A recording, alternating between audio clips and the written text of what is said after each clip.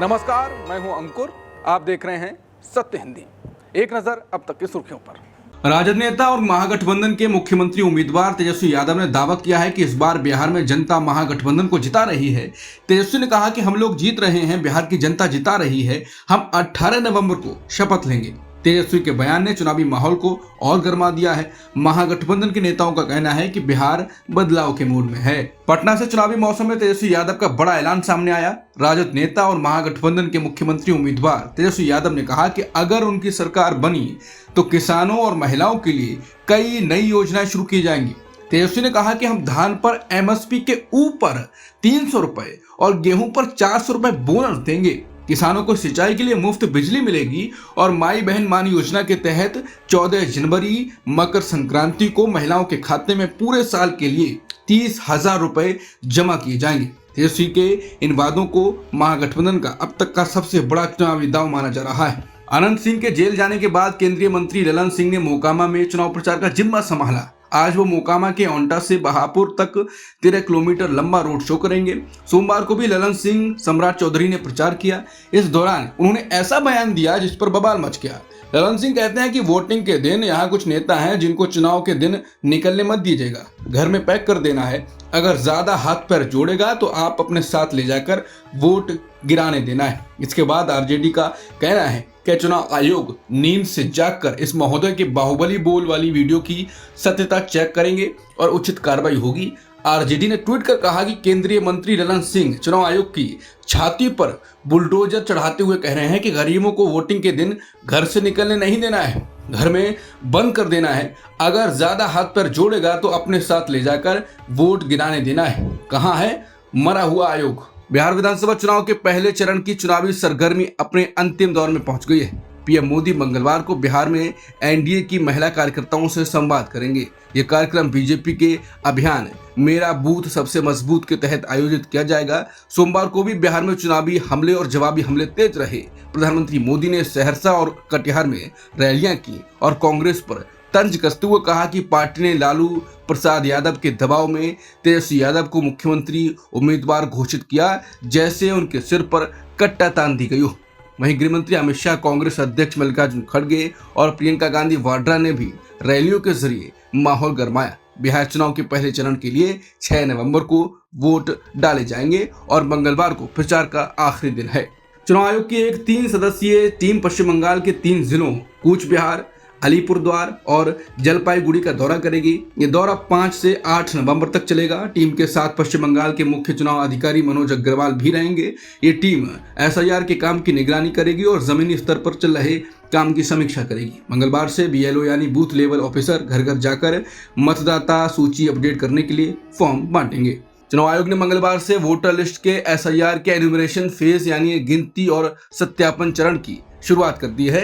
यह बड़ा अभियान 12 राज्यों और केंद्र शासित प्रदेशों में चलाया जा रहा है, जिसमें करीब 51 करोड़ वोटर शामिल हैं। इनमें शामिल हैं तमिलनाडु, पश्चिम बंगाल, केरल, उत्तर प्रदेश, मध्य प्रदेश, राजस्थान, छत्तीसगढ़, गोवा, गुजरात, पुडुचेरी, अंडमान निकोबार द्वीप समूह और लक्षद्वीप। इनमें से तमिलनाडु, केरल, पश्चिम बंगाल और पुडुचेरी में अगले साल यानी 2026 में विधानसभा चुनाव होने हैं। तमिलनाडु की सत्ताधारी पार्टी डीएमके ने चुनाव आयोग के खिलाफ सुप्रीम कोर्ट का दरवाजा खटखटाया है। डीएमके के संगठन सचिव आरएस भारती ने सोमवार को याचिका दाखिल कर कहा कि एसआईआर का दूसरा चरण संवैधानिक अधिकारों का उल्लंघन है।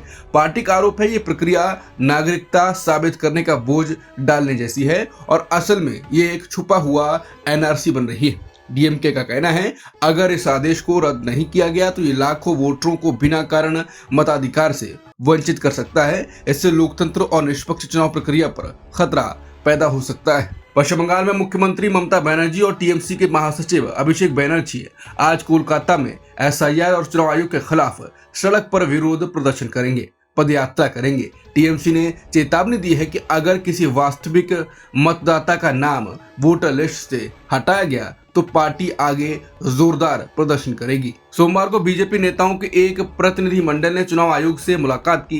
इसमें पश्चिम बंगाल बीजेपी अध्यक्ष समीक भट्टाचार्य, सांसद बिप्लब देव और बीजेपी आईटी सेल प्रमुख अमित मालवीय शामिल थे। बीजेपी का आरोप है कि राज्य में फर्जी और बैकडेटेड दस्तावेज बनाकर लोगों को नागरिकता और निवास प्रमाण दिया जा रहा है। उनका कहना है कि ममता बनर्जी सरकार के तहत जन्म प्रमाण पत्र, निवास, जाति और वन अधिकार प्रमाण पत्रों में बड़े पैमाने पर गड़बड़ी की जा रही है। अमृत मालवीय ने कहा कि पार्टी ने आयोग से दस्तावेजों की जांच प्रक्रिया को दोबारा परखने की मांग की है। चुनाव आयोग ने उनकी शिकायत पर संज्ञान लिया है। भारत की बड़ी ऊर्जा कंपनी अडानी पावर ने सोमवार को बताया कि वो बांग्लादेश के साथ बिजली भुगतान विवाद को सुलझाने के लिए अंतर्राष्ट्रीय मध्यस्थता यानी इंटरनेशनल आर्बिट्रेशन की प्रक्रिया अपनाएगी। दरअसल अडानी पावर और बांग्लादेश पावर डेवलपमेंट बोर्ड के बीच 2017 में बिजली आपूर्ति समझौता हुआ था, लेकिन अब दोनों के बीच भुगतान और लागत गणना के तरीकों को लेकर मतभेद हो गए।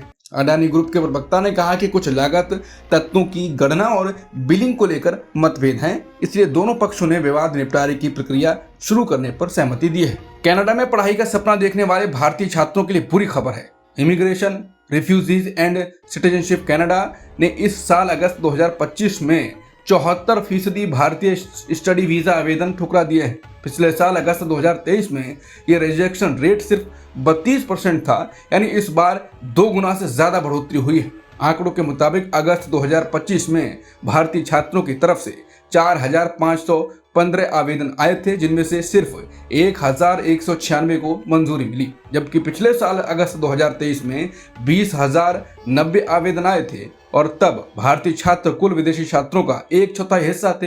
वहीं सभी देशों के लिए औसतन रिजेक्शन रेट 40% रहा, जबकि चीन के छात्रों के लिए यह सिर्फ 24% था। यानी कनाडा ने भारतीय छात्रों की जांच पड़ताल ज्यादा सख्त कर दी है। कांग्रेस के वरिष्ठ नेता शशि थरूर ने कहा है कि वंशवाद यानी डायनेस्टी पॉलिटिक्स भारत के लोकतंत्र के लिए गंभीर खतरा है। उन्होंने कहा कि अब समय आ गया है कि जब भारत को वंशवाद छोड़कर योग्यता यानी मेरिटोक्रेसी को अपनाना चाहिए। थरूर ने एक अंतर्राष्ट्रीय मीडिया संगठन प्रोजेक्ट सिंडिकेट के लिए लिखे लेख में कहा कि अगर राजनीति में शक्ति वंश और परिवार से तय होती है, न कि योग्यता, मेहनत या जनता से जुड़ाव से, तो शासन की गुणवत्ता गिर जाती है। उन्होंने ये भी कहा कि सिर्फ नेहरू गांधी परिवार ही नहीं बल्कि लगभग हर पार्टी में वंशवाद फैला हुआ है। वहीं बीजेपी ने थरूर के बयान को लपक लिया। पार्टी प्रवक्ता शहजाद पूनावाला ने कहा कि थरूर ने भारत की नेपोटिज्म पॉलिटिक्स पर बहुत सटीक हमला किया है। ये राहुल गांधी और तेजस्वी यादव जैसे नेताओं पर सीधा वार है। थरूर का ये बयान उस समय आया है जब हाल ही में उनके भारत पाक रिश्तों पर दिए गए बयानों ने भी कांग्रेस में हलचल मचा दी थी और कई नेताओं ने उनकी मंशा पर सवाल उठाए थे। अब तक की खबरों में इतना ही। बाकी खबरों के लिए बने रहिए सत्यहिंदी.com के साथ।